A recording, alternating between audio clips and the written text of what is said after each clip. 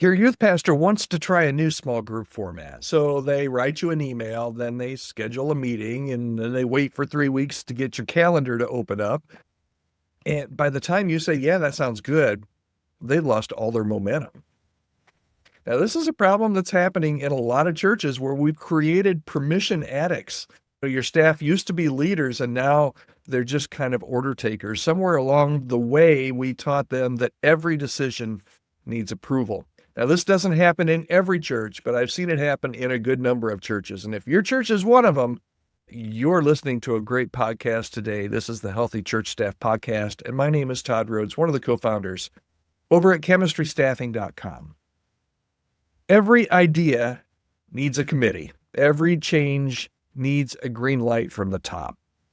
And a lot of times that's exactly what happens, that your staff are cut off at the knees and that they can't make even small tweaks or small decisions without getting approval. And you become, if you're the senior pastor or the board in some church cases, you become the bottleneck for things actually getting done.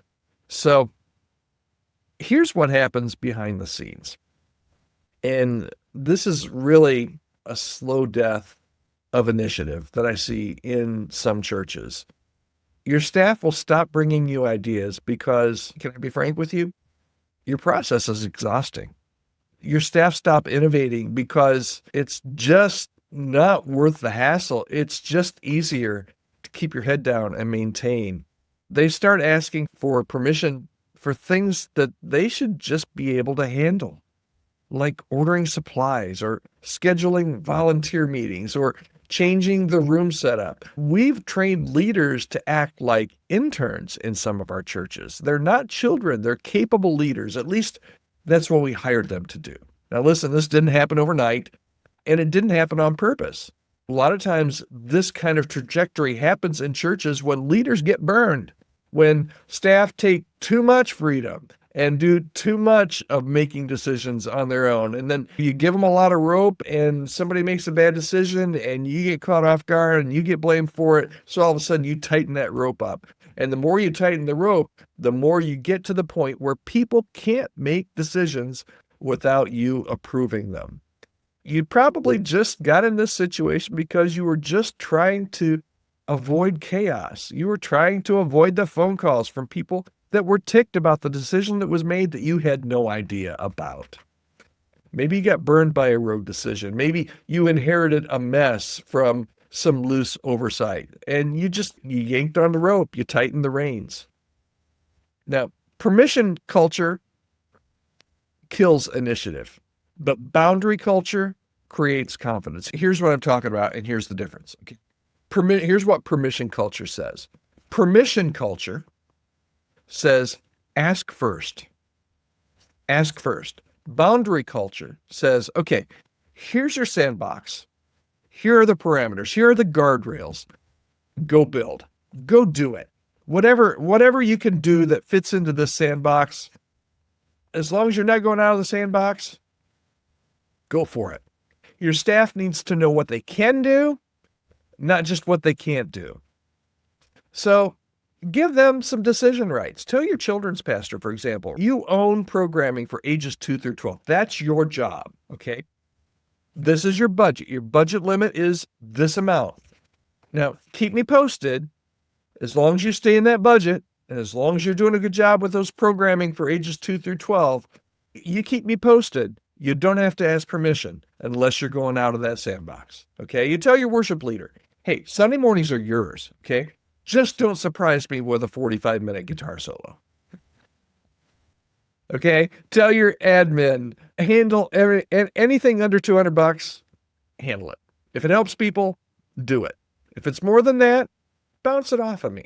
That permission not only empowers the employee, but it allows them to think outside the box. Not outside the sandbox, but outside the box, right? It allows them to know that when they can and when they can make decisions and when they need to ask.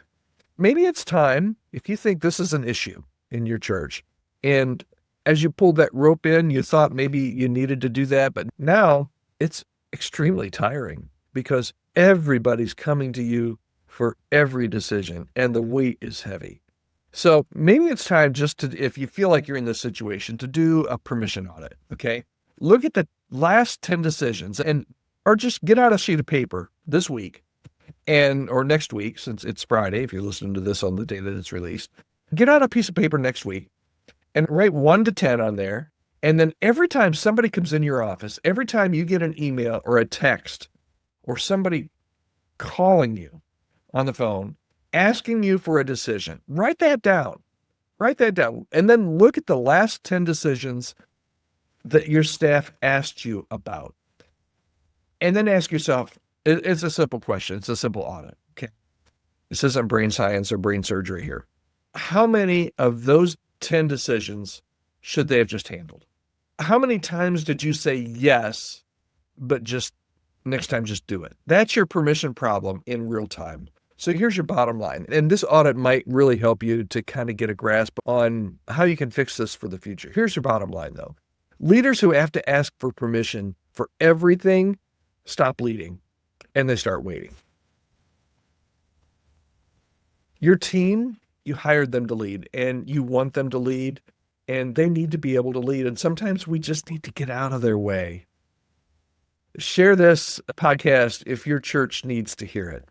I think some churches deal with this very well. Other churches just over time. And it's not because you're a bad leader. It's just because of the trajectory of things, if you're not careful, will put you, if you're a senior pastor, in the role of approving everything. And that's not healthy for your staff. It's not healthy for your volunteers. And it's not healthy for you or your church. All right, that's it for this week on the podcast. I hope you'll join me again next week. What are we looking at next week? We're looking at ministry identity crisis next week. We're looking at perseverance. We're looking at what happens when your staff stops believing in the vision. We're talking a little bit more about succession, all different kinds of topics next week here on the Healthy Church Staff Podcast. I hope you'll join me. And if there's any way that I can talk with you about anything that you're going through at your church, any way that I can help you, or I can hook you up with somebody on our chemistrystaffing.com team that can help you with any kind of healthy church staff initiatives, compensation, hiring, firing, just overall church staff health issues, we would love to be able to have that conversation with you. You can reach out to me on my website, todd.church. There's a contact form on there. You can reach out to me anytime, and I'd love to start that conversation. All right, have a great weekend. Have some great services this weekend, and join me here again on Monday on the Healthy Church Staff Podcast.